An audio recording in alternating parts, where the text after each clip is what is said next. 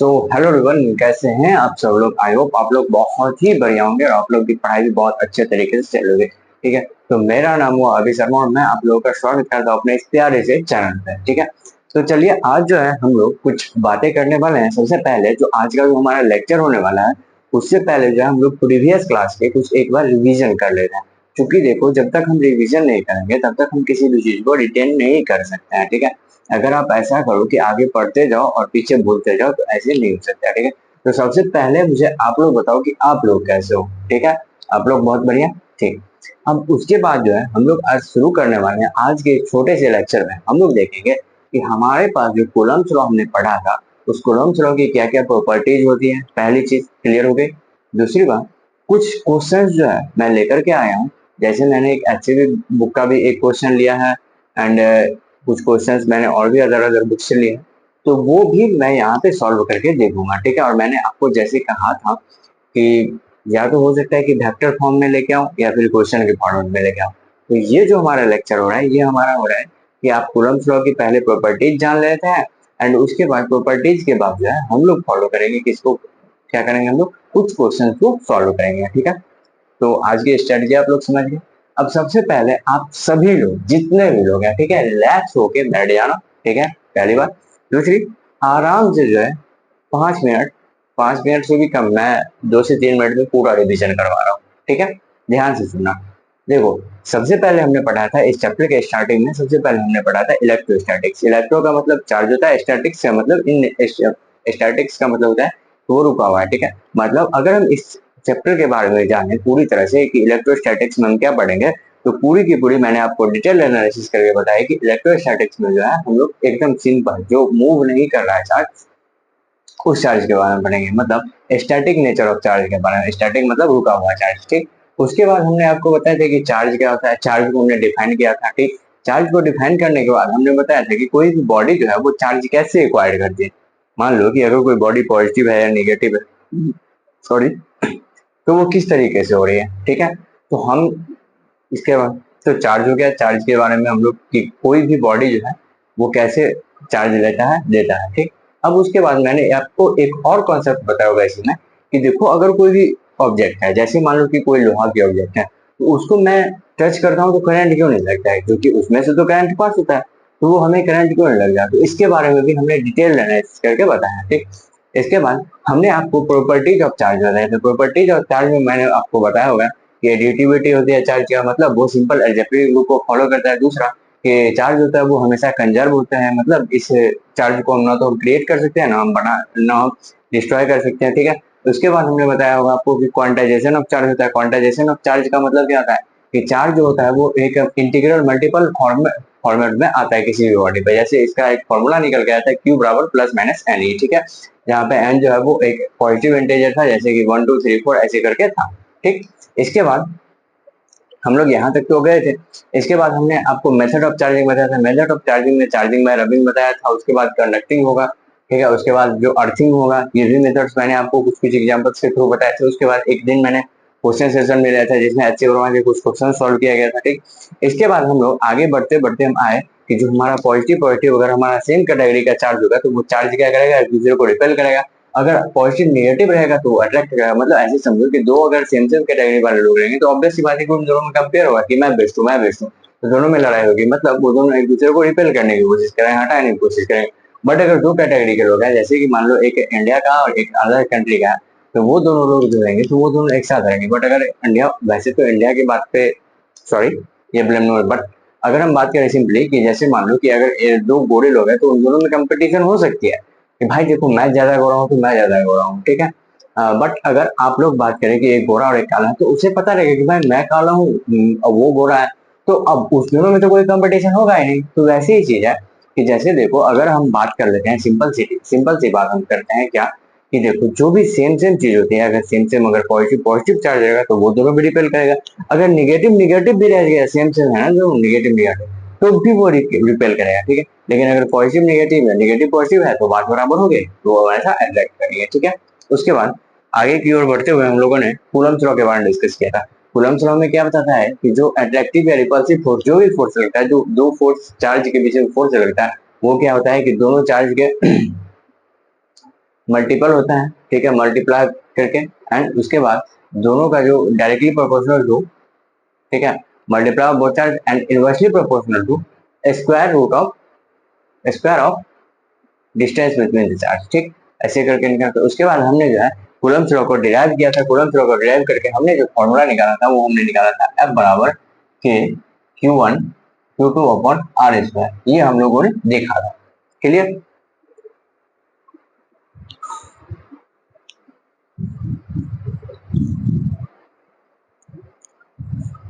ठीक, अब यहाँ पे जो है हम लोग यहाँ पे F बराबर के Q1 Q2 upon are square लेके थे। अब यहाँ पे जो है तो ये तो मैंने आपको पहले दिन बताया था। उसके बाद मैंने आपको बताया था कि देखो जैसे मान लो अगर यहाँ पे एक पॉजिटिव चार्ज है और यहाँ भी एक पॉजिटिव चार्ज है, तो ये दोनों एक दूसरे को ऑब्वियस सी बात है रिपेल करेंगे, ठीक है। लेकिन रिपेल करेंगे तो अब ऐसा नहीं कि ये लोग इसको इधर रिपेल करेगा और ये इसको इधर रिपेल करेगा, ऐसा कुछ नहीं होगा, ठीक है।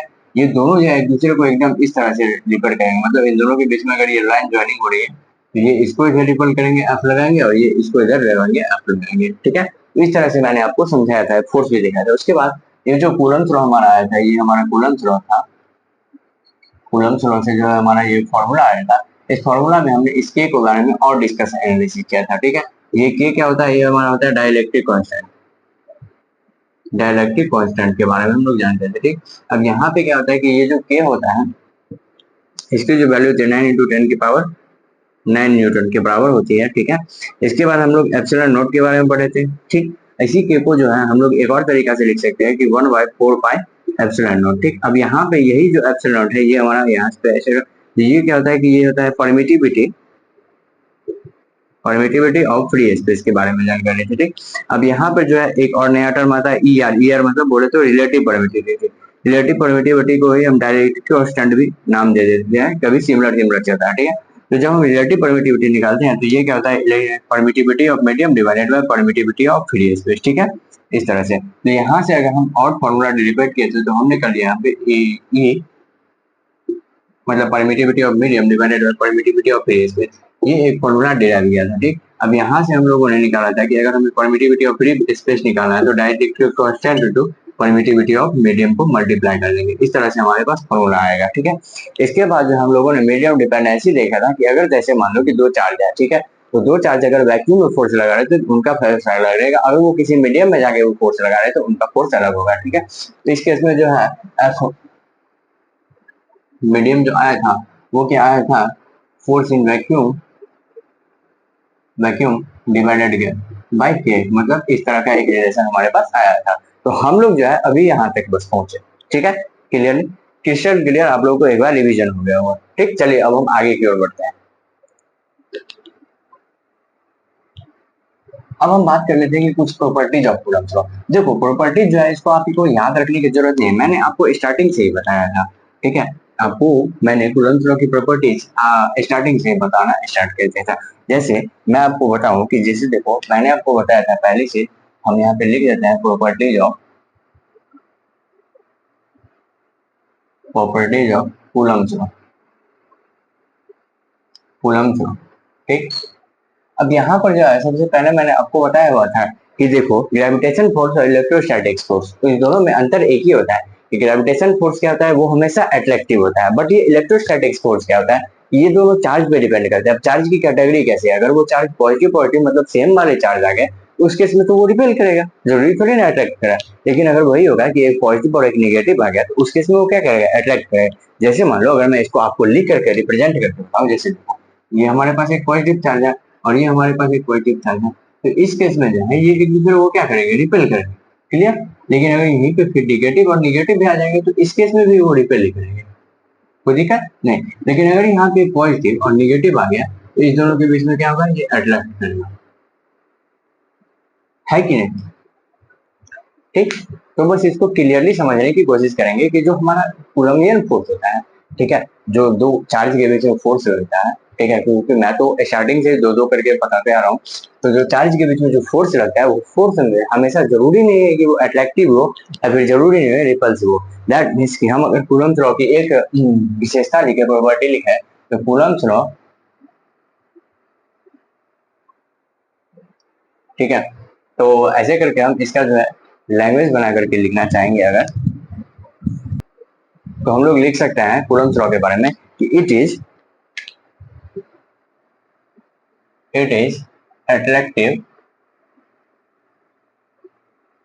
attractive as well as repulsive force that means ये है क्या है, ये एक अट्रैक्टिव है और साथ ही साथ वो रिपल्सिव फोर्स भी है। मतलब ये या तो अट्रैक्ट कर सकता है, देखो यहाँ पे ज्यादा इंग्लिश का मुझे ज्ञान मत देना क्योंकि मुझे भी नहीं आता, ऑब्वियसली बात है, फिजिक्स सीखना है।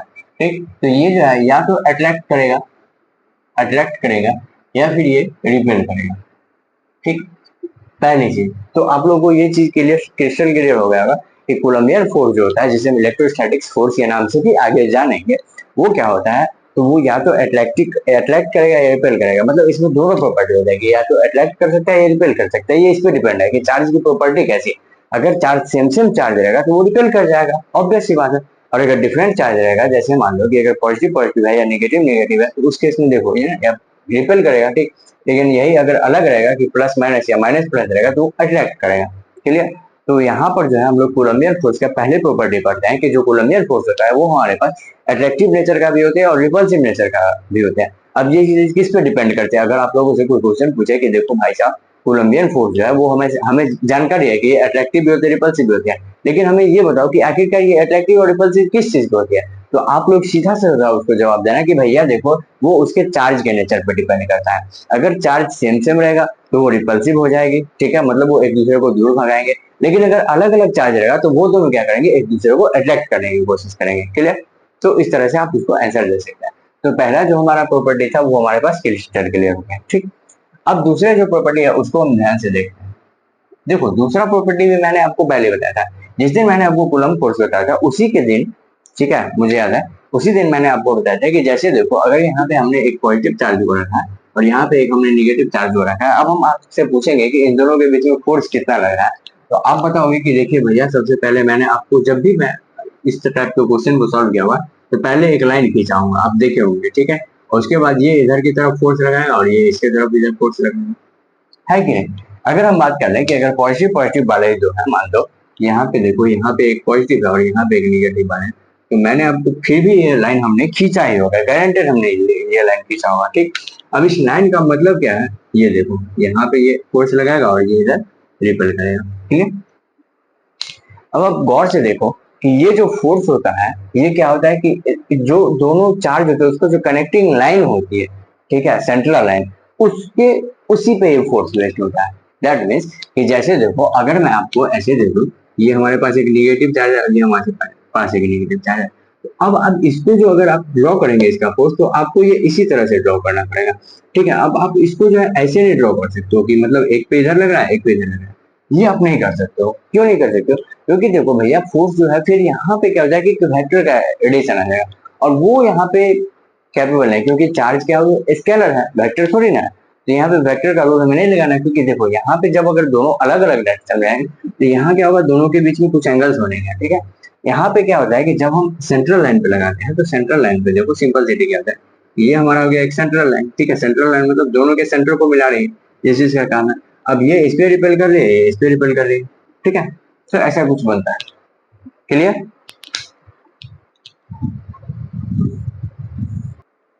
ठीक है, तो इस तरह से जो है मैंने आपको पहले चीज बताया कि देखो भैया कि ये जो कूलम्ब्स लॉ की प्रॉपर्टी होती है वो उसमें पहली प्रॉपर्टी ये होती है कि ये जो अट्रैक्टिव और रिपल्सिव दोनों ही नेचर के हो सकते हैं। ठीक है, बट ग्रेविटेशनल फोर्स में हमें याद रखना कि वो हमेशा अट्रैक्ट ही करते हैं। क्लियर। दूसरा जो है ये जो होता है कोलम्बियन फोर्स, ठीक है, ठीक है, तो अगर हम बात कर लेते हैं इस कोलम्बियन फोर्स के बारे में, दूसरे प्रॉपर्टी के बारे में, इसकी प्रॉपर्टी होती है कि ये एक सेंट्रल फोर्स होता है। It is a central force. अब ये सेंट्रल फोर्स का मतलब क्या हो, इसका मतलब हुआ that is it acts along the central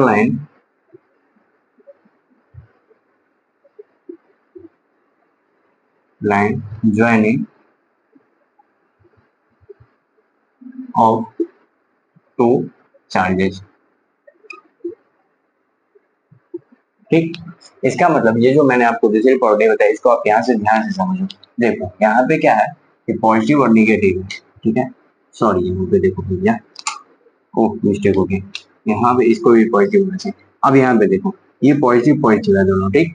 तो सॉरी पिछले मैंने बताया होगा वहाँ पे मिस्टेक हो गई, ठीक, प्रिंटिंग मिस्टेक हो गया होगा उसका। तो यहाँ पे देखो ये पॉजिटिव है, ये भी पॉजिटिव है, ठीक है। तो यहाँ पर जो ये दोनों पॉजिटिव पॉजिटिव हो गए तो दोनों एक दूसरे को रिपेल कर रहे हैं, ठीक। जब ये रिपेल कर रहे हैं तो यहाँ पे देखो कि ये भी इसी लाइन पे जा रहा है, ठीक है। ये जो हमारा एक लाइन बनाया है ये इस दोनों के सेंटर को मिला रहे हैं और इसी लाइन पे ये फोर्स भी जा रहा है, ये ध्यान से देखोगे, ठीक। ये भी जाएगा, ये इसी पे जाएगा, clear.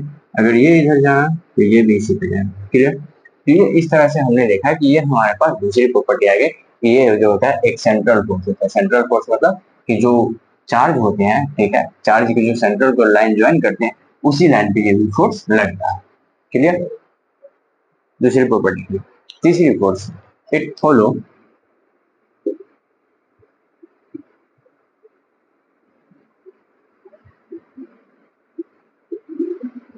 Newton's third law of motion. Motion, अब इसका मतलब क्या होगा, that is acts as action reaction pair. Action reaction pair. अब इसका मतलब क्या हुआ, इसका मतलब ये हुआ कि जैसे देखो यहाँ पे मैं आपको इसी एग्जाम्पल के थ्रू समझाता हूँ कि जैसे देखो यहाँ पे मैंने एक निगेटिव चार्ज लिया, यहाँ भी मैंने एक निगेटिव चार्ज लिया, क्लियर। दो हमने निगेटिव चार्ज लिया। अब मुझे ये बताना कि अगर मैं इस दोनों के बीच में इस तरह से मिला दूं, ये सॉरी सेंट्रल लाइन हो गया, ठीक।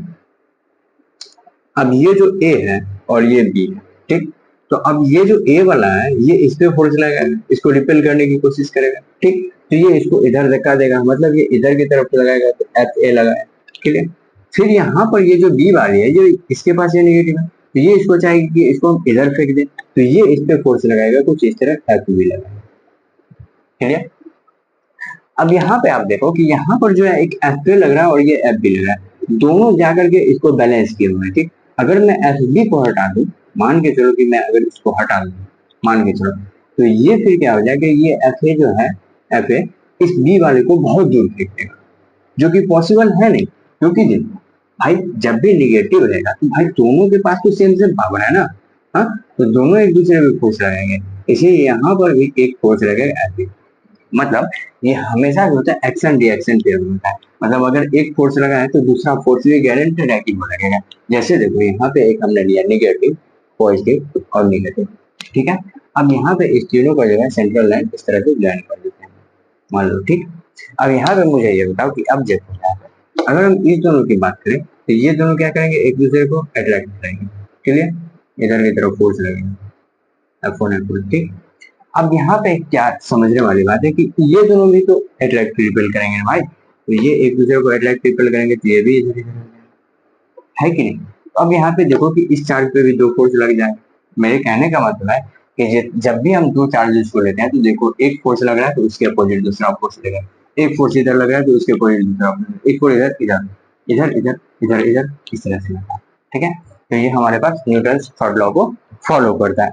ये हमारे पास कूलम्स लॉ की जो चार्ज थी उसकी जो है प्रॉपर्टी नंबर 3 थी, ठीक है।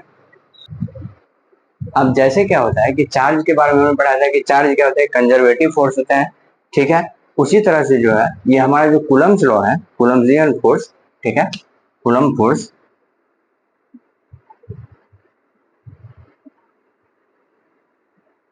Coulomb force is also a conservative force.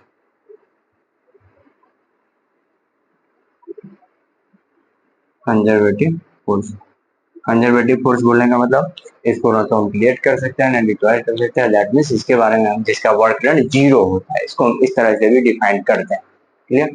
तो ये हमारे पास मोटा मोटा चार प्रॉपर्टी हो गया कूलम्ब लॉ की, इसको आप लोग जो है वीडियो पॉज करके नोट कर लो, ठीक है। तो आप लोग इसको नोट करते जाओ। इसमें एक और प्रॉपर्टी आती है इसके बारे में, ये हो जाता है it is a long range force. Long range force मतलब ये ज्यादा दूर तक काम करेगा। जैसे ग्रेविटी में क्या होता है कि अब मान लो आप अगर थोड़ा ऊपर चले जाओगे, मतलब वैक्यूम, सॉरी, जहाँ हवा है उससे अगर ऊपर चले जाओगे तो फिर आपको थोड़ा सा ग्रेविटी कम फील होती है या फिर ना के बराबर फील होती है, जैसे कि स्पेस में। ठीक है। बट इलेक्ट्रोस्टैटिक जो होता है वो वहां भी कम देता है। मतलब यहाँ पे देखो ना, आप खुद से देखो कि जब हम फॉर्मूला डेरिवेट करते हैं, ये जो एप्सिलॉन नोट लिखता है, ये क्या होता है कि परमिटिविटी ऑफ फ्री स्पेस, मतलब फ्री स्पेस की उसकी परमिटिविटी कितनी है कि नहीं। तो इस तरह से डेरिवेट हो जाता है। ठीक। तो ये कुछ हमारे पास प्रॉपर्टीज थे कूलम्ब लॉ के, इसको हमने डील किया है। ठीक है। इसको जो है आप लोग जल्दी से नोट डाउन कर लो। अब हम जो है कुछ सवाल करने वाले हैं। कहाँ गया है?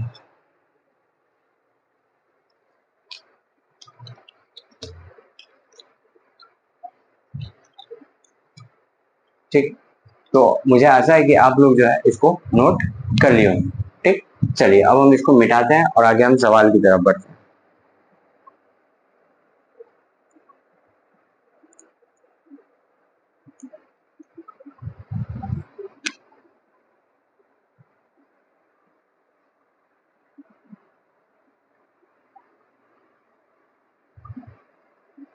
ठीक है।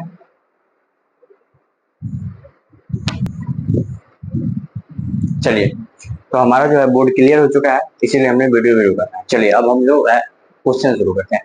तो जैसा कि मैंने आप लोग को पिछले लेक्चर में बताया था कि देखो भैया, कुछ क्वेश्चन ऐसे हैं जो डाटा बेसिकली आते हैं, जो थ्योरेटिकल बेस्ड आते हैं। उस क्वेश्चन को हम क्या करेंगे कि क्वेश्चन के बेसिस पे हम उसको स्टार मार्क करेंगे और उसको हम याद रखने की कोशिश करेंगे। ठीक है। जैसे कि मैं आप लोग के सामने एक क्वेश्चन लिख रहा हूँ, हमारे पास बुक तो अवेलेबल है, तो हम उससे कुछ क्वेश्चन लिखते हैं। स्मॉलेस्ट यूनिट ऑफ चार्जेस, हमारे पास एक क्वेश्चन दिया गया है जिसको आप लोग देखना। अगर मैं आपको एक क्वेश्चन दूं, जैसे एक क्वेश्चन दूं,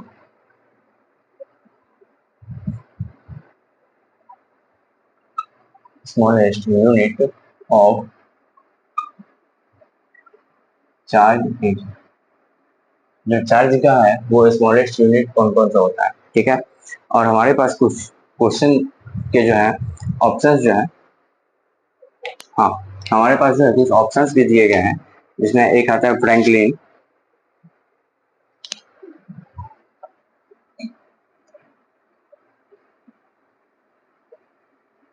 ऑप्शन नंबर बी में हमें दिया गया है EMU,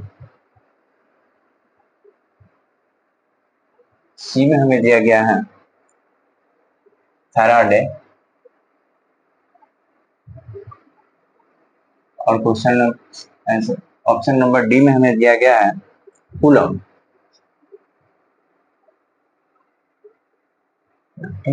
तो अब जो है हमें इस क्वेश्चन को सही करना है। तो देखो भैया, डाटा बेस्ड क्वेश्चन आते हैं ये सारी चीजें। ठीक है। तो इसको जो है हमें याद ही रखनी होती है। क्या याद रखनी होती है? तो जो सबसे स्मॉलेस्ट यूनिट होती है चार्ज की,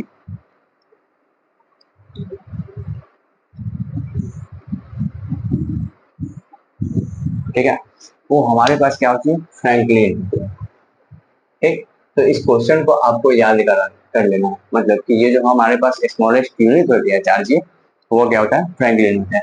ठीक है। अगर आप लोग को जो है ये चीज दिक्कत आ रही है, ये EMU क्या है, ये फैराडे क्या है, ये कूलम क्या है, तो देखो ये भी एक यूनिट है चार्ज का, फैराडे भी एक यूनिट है चार्ज का। ठीक है। EMU इलेक्ट्रोमैग्नेटिक यूनिट, ऐसे कुछ समथिंग होता है, ये भी है, फ्रैंकलिन भी है, चार हैं। ठीक। अब इसमें से क्या है, ये स्मॉलेस्ट यूनिट मतलब तो छोटा यूनिट, तो ये होता है फ्रैंकलिन।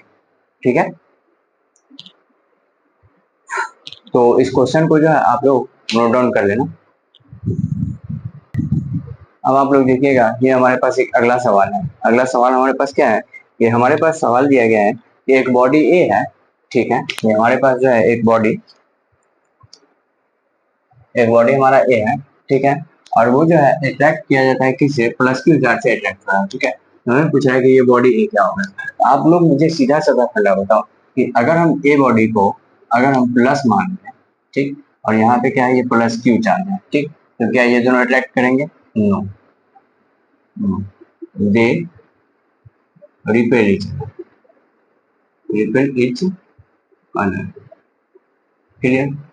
लेकिन अगर हम इसी ए बॉडी को, ठीक है, इसको हम अगर निगेटिव मान लें और यहाँ पे ये जो है हमारे पास प्लस क्यू है, तो हमें दिया गया है कि ये क्या हो रहा है? अट्रैक्ट हो रहा है, मतलब अट्रैक्ट कीजिए, attract each other, each other. तो आप लोग खुद मुझे देख के बताओ कि ए का जो वैल्यू है वो निगेटिव होगा कि पॉजिटिव, सॉरी पॉजिटिव होगा कि निगेटिव होगा। तो आंसर जो होगा हमारा, मतलब ये जो होता है ए, वो कैसा होगा, निगेटिव होगा। ये हमारे पास एक तरीका हो गया। दूसरा तरीका जो है हमारे पास, अगर एक्स्ट्रा ऑर्डिनरी हम थिंकिंग करके लगाए तो देखो यहाँ पे क्या है, ये प्लस क्यू चार्ज से अट्रैक्ट हुआ, ठीक। तो अगर प्लस वाला है तो वो किसको अट्रैक्ट कर रहा है, निगेटिव वाले को। इसीलिए जो हमारा बॉडी ए होगा वो हमारे पास कैसा होगा, निगेटिव। ठीक है, सवाल को समझे। देखो सवाल क्या बोल रहा है कि एक बॉडी ए है, ठीक है। जैसे मान लो कि हमारे पास मार्कर है, ठीक। तो ये बोल रहा है कि ये मार्कर जो है ये एक अदर बॉडी से चार्ज, मतलब वो अट्रैक्ट करना जो पॉजिटिव बॉडी है, मान लीजिए, ठीक। तो अगर ये पॉजिटिव है और ये दोनों अट्रैक्ट करें, इसका मतलब इसको क्या होना चाहिए, नेगेटिव होना चाहिए। अलग होगा तभी तो अट्रैक्ट करेगा। अगर ये दोनों सेम सेम हो जाएंगे तो क्या अट्रैक्ट कर पाएंगे, नहीं कर पाएंगे। तो इसीलिए यहाँ पे ध्यान देने वाली बात है कि अगर यहाँ पे ये अट्रैक्ट किया गया, किससे अट्रैक्ट किया, प्लस क्यू से, दैट मीन्स ये जो है ये निगेटिव है। क्लियर। ये क्वेश्चन भी आप लोग थोड़ा नोट कर लीजिएगा, थ्योरेटिकल क्वेश्चन है, बस थोड़ा ध्यान रखिए।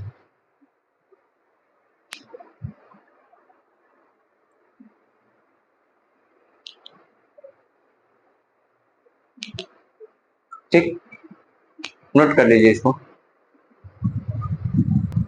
तो चलिए, आप लोगों ने पिछले स्लाइड को नोट कर लिया होगा। अब इस बार मैंने क्या किया है कि क्वेश्चन को ही लिख लिया पहले, ठीक है। अब यहाँ पे क्वेश्चन को ध्यान से देखो, पिछले वाले क्वेश्चन में क्या था कि ये जो बॉडी ए था वो प्लस क्यू वाले से अट्रैक्ट हो रहा है। अब यहाँ पे देखो ये सवाल क्या गया, ये बॉडी ए जो है वो रिपेल कर रहा है। अब रिपेल कर रहा है किससे, तो प्लस क्यू वाले से। तो आप लोग मुझे सीधा सीधा बात खुद बताओ कि प्लस वाला रिपेल कब करता है, मुझे ये बताओ कि प्लस चार्ज हो वो रिपेल कब कब करता है। तो वो ओनली ऑन एक ही कंडीशन है कि उसके सामने भी अगर एक प्लस चार्ज को रखा जाए तो दोनों ही प्लस चार्ज हो जाएंगे। इसका मतलब दोनों एक कैटेगरी के हो जाएंगे, और जब दोनों एक कैटेगरी के हो जाएंगे तो वो दोनों एक दूसरे को क्या करेंगे, रिपेल करेंगे। क्लियर। आइए अब जो है हम लोग इस क्वेश्चन को अच्छे तरीके से समझने की कोशिश करते हैं। देखो ये जो बॉडी ए दिया गया है, ठीक है, ये हमारे पास क्या होता है कि रिपेल किया गया, ठीक। अब रिपेल किसे किया, प्लस क्यू से, ठीक। तो हमें पूछ रहा है कि बॉडी ए कैसा है। तो क्लियरली मैं आपको बता दूं, क्या बताना है आपको, कि देखो और सीधे तरीके से समझो।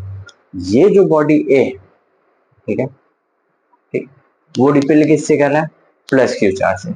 अब मुझे सीधा सीधा सवाल का जवाब दो कि प्लस क्यू जो है, मान लो पॉजिटिव चार्ज एक है, वो रिपेल कब कब करेगा। एक ही कंडीशन है कि अगर वो पॉजिटिव चार्ज रिपेल कर रहा है, मतलब उसके सामने वाला भी कैसा है, पॉजिटिव है। तो वही चीज तो हमसे पूछा है कि ये जो बॉडी ए है वो रिपेल हो रहा है किससे, प्लस क्यू से। तो बॉडी ए कैसा होना चाहिए, तो ये जो बॉडी ए है हमारा, ये बॉडी ए, ये क्या हो जाता है, मस्ट बी पॉजिटिव। जब तक ये पॉजिटिव नहीं होता ना, पॉजिटिव पॉजिटिव में क्या होगा, प्लस क्यू में क्या होगा, रिपल्सन होगा। ठीक है।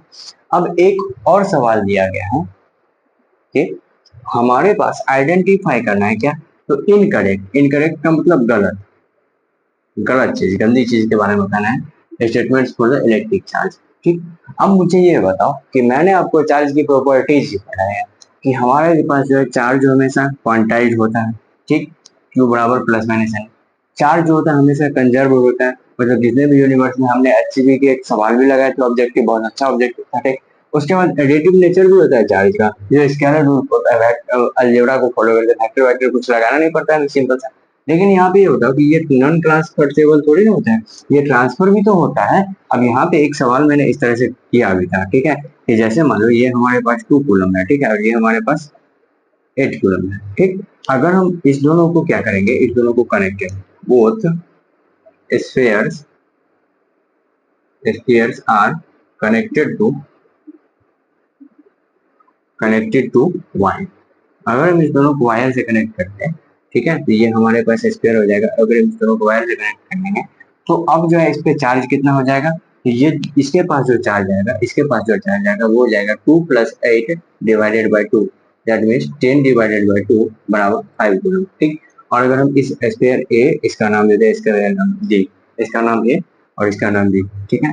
तो अगर हम इसकी भी बात करें, इस पे कितना चार्ज होगा, तो ये भी हो जाएगा 2 + 8 और डिवाइडेड बाई 2, मतलब 8 + 10 बट्टे 2 बराबर इस पे भी 5 कूलम, मतलब दोनों पे क्या होगा कि 5-5 कूलम हो गया। दैट मीन्स ये जो 8 कूलम था इस पे से क्या हो गया 2 कूलम इधर आ गया, तो दोनों पे चार्ज क्या हो गया बराबर हो गया। क्लियर? तो ये चीज है, तो यहाँ पर जो हमें ये गलत लग रहा है, मतलब चार्ज को तो हम ट्रांसफर कर सकते हैं, हमारा आंसर ये होगा। ठीक है, क्लियर? तो 2 सवाल हम लोगों ने अभी क्लियर कर चुका है। ठीक है, अब इसको आप लोग जो अच्छे से तरीके से नोट कर लो कॉपी पे। अगर कोई भी डाउट है वीडियो देखते टाइम समझ में नहीं है तो आप मुझे फिर से कमेंट करके बताना, मैं उसको रिपीट करूंगा और नेक्स्ट वीडियो में आके। ठीक है, अब जो है HCB सर के बुक के सवाल को हम एक सॉल्व करते हैं जो कि कूलम्ब लॉ पे बेस्ड है। हालांकि क्वेश्चन इजी है बट सॉल्व करते हैं। ठीक है, चलिए तो आइए, अब मैं आप लोगों के सामने एक सवाल सॉल्व करने वाला हूँ, जो सवाल हमारे सबसे चहेते, जो सभी लोगों के चहेते हैं, हमारे HC वर्मा सर की जो बुक कॉन्सेप्ट ऑफ फिजिक्स। ठीक है, इसका जो हम लोग जैसे अभी हम लोग थोड़ा सा पढ़े हैं फंडामेंटल, उसी फंडामेंटल बेसिस पे एक क्वेश्चन हमें दिया गया, थोड़ा उसको सॉल्व करने की कोशिश करते हैं। ठीक है, देखो इसमें जो है electric potential charge, electric field and potential, जब आप एक्सरसाइज ओपन करोगे, अगर किन्हीं के पास होगा तो ठीक है, नहीं होगा तो मैं अपने टेलीग्राम चैनल पे इसकी फोटो सेंड कर दूंगा। ठीक है, इस क्वेश्चन की। ठीक, क्वेश्चन में यहाँ पे लिख नहीं सकता, बहुत लंबा क्वेश्चन है, मैं क्वेश्चन का नंबरिंग कर लेता हूँ। ठीक है, क्वेश्चन नंबर जो है ये हमारे पास इस बुक के अकॉर्डिंग हमारे पास क्वेश्चन नंबर 2 मैं अपने टेलीग्राम चैनल पे इसको अपलोड कर दूंगा फोटो। ठीक है, अब हमारे पास जो है सवाल दिया गया है कि एक चार्ज होता है। ठीक है, मतलब इस क्वेश्चन को HCB, मैं इसको लिख देता हूँ, HCB क्वेश्चन नंबर 2 है। ठीक है, पेज नंबर जो है हमारे पास दिया है 121 का। ठीक है, एक्सरसाइज का, एक्सरसाइज का क्वेश्चन है। ठीक है, इतनी सारी हमने डिटेल्स दिया इस क्वेश्चन के बारे में कि भैया यहाँ ये क्वेश्चन है। ठीक है, अब ये हमारे टेलीग्राम चैनल पे अवेलेबल रहेगा, आप लोग ज्वाइन कर लीजिएगा। ठीक, चलिए अब यहाँ पर जो है मैं आपको क्वेश्चन पढ़ के सुनाता हूँ प्रॉपरली। देखो क्वेश्चन दिया है कि एक चार्ज है। ठीक है, ठीक, एक चार्ज है, उसकी वैल्यू कितनी दी गई है 1.0, मतलब हमारे पास जो Q1 की वैल्यू दी गई, एक सेकेंड,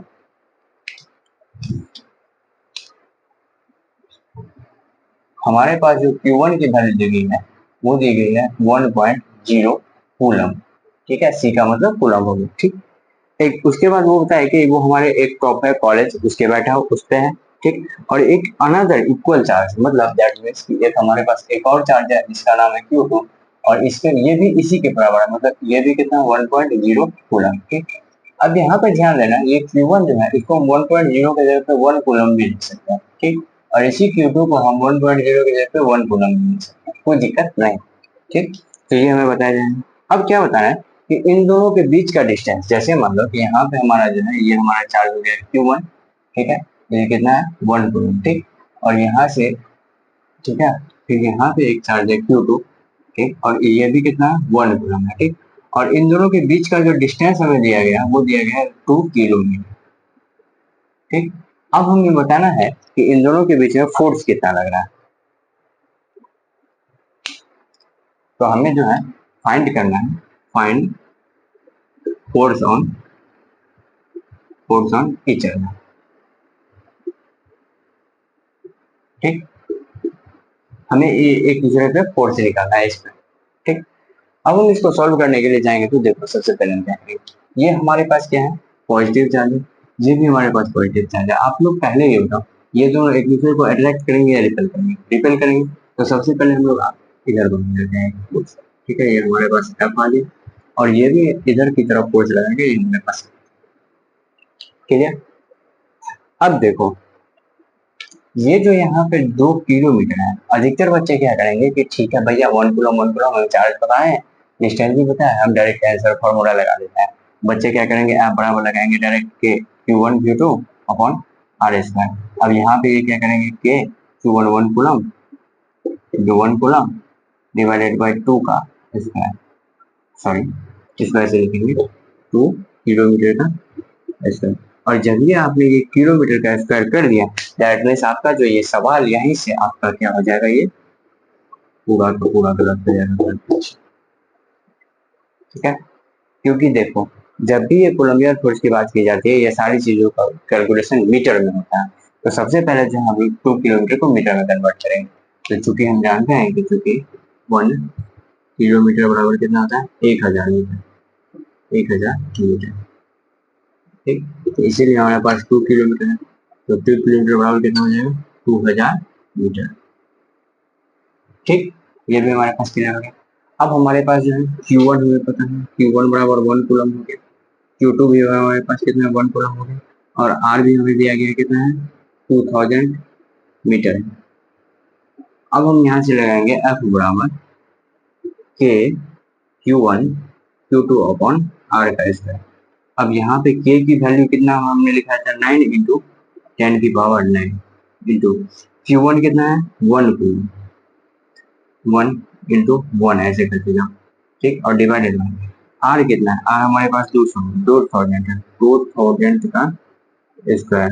मतलब हम इसको अगर सॉल्व करें तो ये हो जाएगा 9 इंटू 10 की पावर 9 डिवाइडेड बाय 2000 इंटू 2000। ठीक, अब इसको अगर आप फर्दर और आगे सॉल्व करेंगे इसी चीज को यहाँ से हम लेकर के यहाँ पे सॉल्व करें तो क्या हो जाएगा 9 इंटू 10 की पावर 9 डिवाइडेड बाय 2 और 2 को मल्टीप्लाई करेंगे 4, 4 मल्टीप्लाई 10 की पावर मतलब कितना 0 1 2 3 4 5 6 ऐसे लिख सकते हैं 1 2।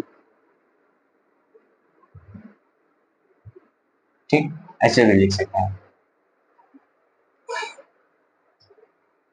अब यहाँ पे क्या होगा कि इसको हम कन्वर्ट करेंगे छोटे टर्म में, तो ये क्या हो जाएगा 9 इंटू 10 की पावर 9 डिवाइडेड बाय 4 इंटू 10 की पावर 6।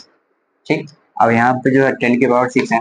अब यहाँ पे देखो ये बेस सेम है और पावर को हम क्या करेंगे डिवाइड में क्या करेंगे पावर को घटा देंगे। ये पावर का कॉन्सेप्ट है बेसिक मैथ में, मेरे ही लेक्चर पढ़े होंगे जाके आप लोग प्रीवियस देख लेना। ठीक है, अब यहाँ पे 9 डिवाइडेड बाय 4 जो आप करोगे तो ये हमारे पास 9 और 4 का डिफाइन है, 9 डिवाइडेड बाय 4 इंटू 10 की पावर हो जाएगा 9 माइनस 6। ठीक, तो 9 और 4 को जब आप डिवाइड करोगे तो इसकी वैल्यू आ जाएगी 4 टू जा 8 2.25 इंटू 10 के पावर 3 न्यूटन, 4 से 3 न्यूटन आंसर। ठीक है, क्लियर। तो ये हमारे पास HCV सर का बुक का एक क्वेश्चन था। ठीक है, एक्सरसाइज का पेज नंबर 122 क्वेश्चन नंबर 02। ठीक है, HCV बुक का सॉल्व करके समझ लें। ठीक है, चलिए तो देखो आज हम लोग बहुत सारी चीजें पढ़े हैं। सबसे पहले हम लोग प्रॉपर्टी पर लिया कुलम्ब का, उसके बाद हम लोगों ने क्या पढ़ा कुछ क्वेश्चन 3 4 5 क्वेश्चन भी कर लिए। ठीक है, तो आज हम लोग क्वेश्चन भी कर लिए और प्रॉपर्टी भी कर लिए, हमारे तरफ से दोनों काम हो गए। अब अगला जो हमारा लेक्चर आएगा वो लेक्चर आएगा किस चीज पे, वो हमारा हो जाएगा आपका vector form of coulomb law पे। ठीक है, या फिर क्वेश्चन प्रैक्टिस, दोनों में से एक भी होगा। ठीक है, तो वो देखेंगे उसके अकॉर्डिंग। क्या तो चलिए आज के लिए जो है इतना ही काफी है। मिलेंगे हम लोग आपसे अगले लेक्चर में। तब तक के लिए जो है आप लोग हमें अपना प्यार देते रहे, बरसाते रहे। ठीक है, और वीडियो अगर अच्छी लगती हो तो and share with your friends. ठीक है, बाकी 0 लेवल से स्टार्ट करना बहुत ही हार्ड होती है, बहुत ज्यादा, बट डोंट वरी। ठीक है, तो चलिए ये जो हमारा लेक्चर था आज के लिए इतना ही है, समाप्त करते हैं। ठीक है, मिलेंगे आप लोगों से अगले लेक्चर में, तब तक के लिए बाय बाय।